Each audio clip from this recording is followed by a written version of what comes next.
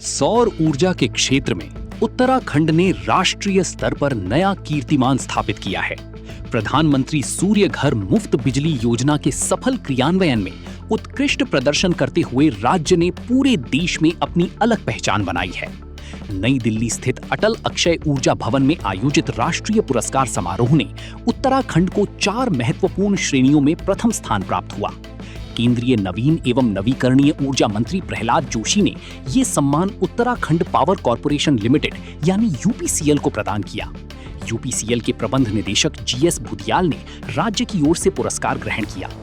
ऊर्जा विभाग के अनुसार मुख्यमंत्री पुष्कर सिंह धामी की प्राथमिकता के तहत प्रधानमंत्री सूर्य घर योजना को जन जन तक पहुंचाने के लिए व्यापक जागरूकता अभियान चलाए गए। ग्रामीण और शहरी क्षेत्रों में विशेष शिविर लगाए गए, डिजिटल प्लेटफॉर्म के माध्यम से लोगों को जोड़ा गया और आवेदन से लेकर सोलर संयंत्र स्थापना तक हर स्तर पर सहायता उपलब्ध कराई गई।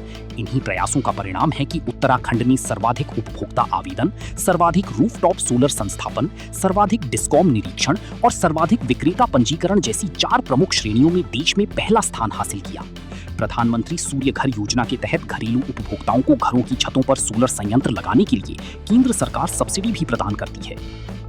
जो केंद्र सरकार की पीएम सूर्य घर योजना है, जिसको हम लोग मुफ्त बिजली योजना भी कहते हैं, उसमें उत्तराखंड उसमें जो है पूरे जो है राष्ट्रीय स्तर पर 2 कैटेगरी होती है, एक पहाड़ी राज्यों की कैटेगरी और अन्य कैटेगरी। तो पहाड़ी राज्यों की कैटेगरी में वीकली जो है मॉनिटरिंग के बाद एक उनका मेरिट तैयार होता है। तो पिछले 2 सप्ताह से हम लोग प्रथम स्थान में, ये एक खुशी की बात है।